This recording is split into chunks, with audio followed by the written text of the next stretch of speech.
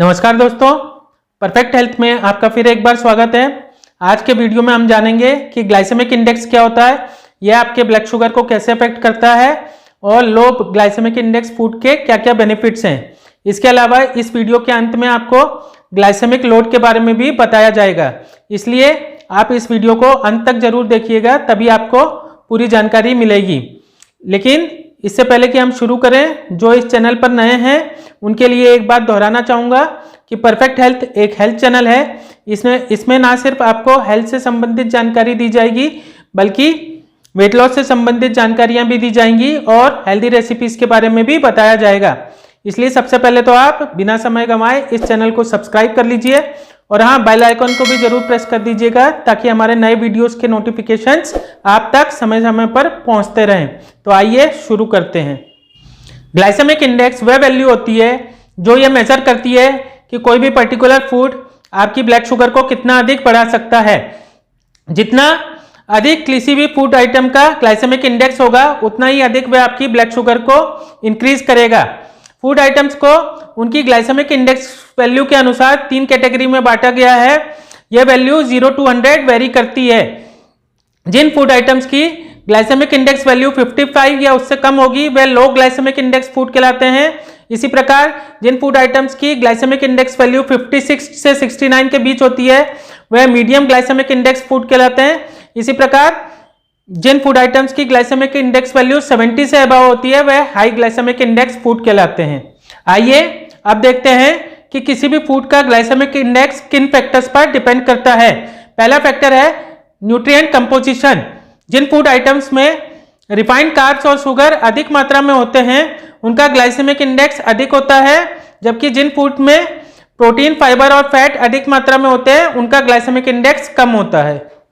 इसके अलावा जिन फैक्टर्स पर किसी भी फूड का ग्लाइसेमिक इंडेक्स डिपेंड करता है, वह है राइपनेस ऑफ द फूड, यानी कि वह फूड आइटम कितना पका हुआ है।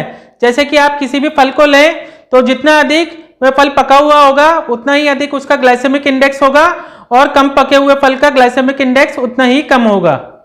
कुकिंग मेथड पर भी ग्लाइसेमिक इंडेक्स डिपेंड करता है। जो फूड बेक या रोस्ट करके बनाए जाते हैं, उनका ग्लाइसेमिक इंडेक्स बढ़ जाता है, जबकि जो फूड बॉईल करके बनाए जाते हैं, उनका ग्लाइसेमिक इंडेक्स कम रहता है। इसी प्रकार किसी फूड को जितना अधिक कुक और प्रोसेस किया जाता है, उसका ग्लाइसेमिक इंडेक्स उतना ही अधिक बढ़ जाता है, जबकि कम प्रोसेस करने पर उस फूड का ग्लाइसेमिक इंडेक्स कम रहता है। फूड में किस तरह की शुगर है, उस पर भी उसका ग्लाइसेमिक इंडेक्स डिपेंड करता है। आइए अब यह जान लेते हैं कि लो ग्लाइसेमिक इंडेक्स डाइट क्या होती है और इसके क्या बेनिफिट्स हैं। लो ग्लाइसेमिक इंडेक्स डाइट वह डाइट होती है जिसमें लो ग्लाइसेमिक इंडेक्स फूड को शामिल किया जाता है और हाई ग्लाइसेमिक इंडेक्स फूड से बचा जाता है। यह डाइट डायबिटीज से पीड़ित लोगों के ब्लड शुगर को कंट्रोल करती है। स्टडीज ये भी बताती है कि यह डाइट वेट लॉस में सहायता करती है। इसके अलावा यह डाइट आपके एलडीएल और टोटल कोलेस्ट्रॉल लेवल को कम करती है। एक लो ग्लाइसेमिक इंडेक्स डाइट लेने से पहले यह जानना जरूरी है कि लो ग्लाइसेमिक इंडेक्स फूड्स कौन कौन से होते हैं। फ्रूट्स में apple, cherries, strawberries, oranges, dried apricots, pears, plums, peaches, ये सब लो ग्लाइसेमिक इंडेक्स फ्रूट हैं। आप देखिए इनकी ग्लाइसेमिक इंडेक्स वैल्यू साथ में लिखी हुई है और सभी फ्रूट्स की ग्लाइसेमिक इंडेक्स वैल्यू 55 से कम है। वेजिटेबल्स में नॉन स्टार्ची वेजिटेबल्स जैसे ब्रोकली, कॉलीफ्लावर, कैरेट, स्पाइनक और टमाटो लो ग्लाइसेमिक इंडेक्स वेजिटेबल्स हैं। साबुत अनाज में किनवा, जौ और ओट्स लो ग्लाइसेमिक इंडेक्स अनाज हैं, जबकि लेग्यूम्स में लेंटिल्स यानी कि मसूर दाल, किडनी बीन्स यानी कि राजमा और चिकपीस यानी कि काबुली चना लो ग्लाइसेमिक इंडेक्स फूड हैं। Very low glycemic index foods की अगर बात करें तो मीट, पोल्ट्री प्रोडक्ट्स और सी फूड्स यानी कि शेलफिश आदि very low glycemic index food में आते हैं। ऑयल्स में ऑलिव ऑयल, कोकोनट ऑयल और vegetable oil very low glycemic index food में आते हैं। नट्स में बादाम, अखरोट और पिस्ता very low glycemic index food में आते हैं। सीड्स में चिया सीड्स, फ्लैक्स सीड्स और सीसम सीड्स यानी कि तिल very low glycemic index foods में आते हैं। स्पाइसेस की अगर हम बात करें तो ब्लैक पेपर, क्यूमिन सीड्स यानी कि जीरा, टर्मरिक और cinnamon very low glycemic index foods में आते हैं। लो ग्लाइसेमिक इंडेक्स फूड के साथ ही हमें यह भी जानना जरूरी है कि हाई ग्लाइसेमिक इंडेक्स फूड कौन से होते हैं ताकि हम उन्हें अवॉइड कर सकें।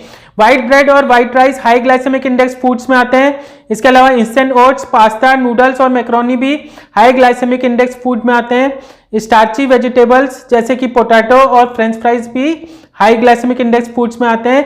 बेक्ड प्रोडक्ट्स भी हाई ग्लाइसेमिक इंडेक्स फूड्स में आते हैं। इनमें केक, कुकीज, मफिन्स ये सब शामिल हैं। इसके अलावा स्नैक्स में चॉकलेट, चिप्स और microwave popcorns high glycemic index foods में आते हैं। शुगरी बेवरेजेस भी हाई ग्लाइसेमिक इंडेक्स फूड्स में आते हैं। इनमें सोडा, फ्रूट जूस और cold drink high glycemic index foods हैं। अंत में आपको एक बात और बताना चाहूँगा कि ग्लाइसेमिक इंडेक्स के साथ ही हमें यह जानना भी जरूरी है कि ग्लाइसेमिक लोड क्या होता है और ब्लड शुगर ठीक रखने के लिए हमें इसे जानना क्यों जरूरी है।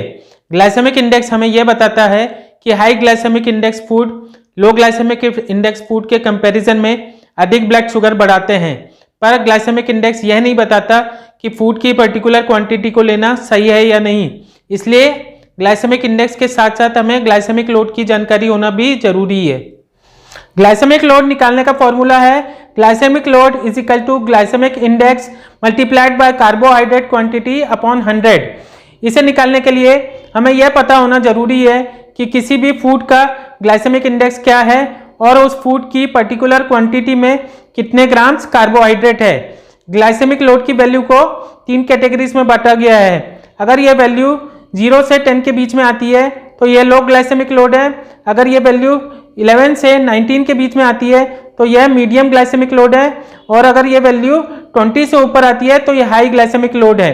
आइए अब इसे एक एग्जांपल के साथ समझ लेते हैं कि ग्लाइसेमिक इंडेक्स के साथ ही ग्लाइसेमिक लोड को जानना क्यों जरूरी है। यहाँ हम दो फ्रूट्स पाइनएप्पल और वाटरमेलन की 150 ग्राम सर्विंग का ग्लाइसेमिक लोड निकालकर देखेंगे। यहाँ यह बात ध्यान देने लायक है कि पाइनएप्पल का ग्लाइसेमिक इंडेक्स 66 है, इसलिए यह मीडियम ग्लाइसेमिक इंडेक्स फूड में आता है, और वाटरमेलन का ग्लाइसेमिक इंडेक्स 72 है, इसलिए यह हाई ग्लाइसेमिक इंडेक्स फूड में आता है। लेकिन जब हम दोनों की 150 ग्राम सर्विंग को कंपेयर करेंगे तो 150 ग्राम्स पाइनएप्पल में लगभग 19.5 ग्राम्स कार्बोहाइड्रेट रहते हैं, वहीं 150 ग्राम्स वाटरमेलन में लगभग 11.5 ग्राम्स कार्बोहाइड्रेट रहते हैं। अब हम ग्लाइसेमिक लोड के फॉर्मूले में ये वैल्यू डालकर देखते हैं तो 150 ग्राम्स पाइनएप्पल का ग्लाइसेमिक लोड 12.87 आ रहा है, जो कि मीडियम ग्लाइसेमिक लोड है, लेकिन 150 ग्राम्स वाटरमेलन सर्विंग का ग्लाइसेमिक लोड 8.28 आ रहा है, जो कि लो ग्लाइसेमिक लोड है। तो इस तरह एक high glycemic index food watermelon का ग्लाइसेमिक लोड एक medium glycemic index food pineapple से कम आ रहा है, इसलिए हमें ग्लाइसेमिक इंडेक्स के साथ ग्लाइसेमिक लोड को कंसीडर करना भी जरूरी है। तो यह थी ग्लाइसेमिक लोड और ग्लाइसेमिक इंडेक्स के बारे में जानकारी। अगर आपको यह वीडियो पसंद आया हो तो इसे लाइक कीजिए, शेयर कीजिए और हेल्थ संबंधित सभी जानकारी के लिए परफेक्ट हेल्थ चैनल को सब्सक्राइब कीजिए। थैंक यू, धन्यवाद।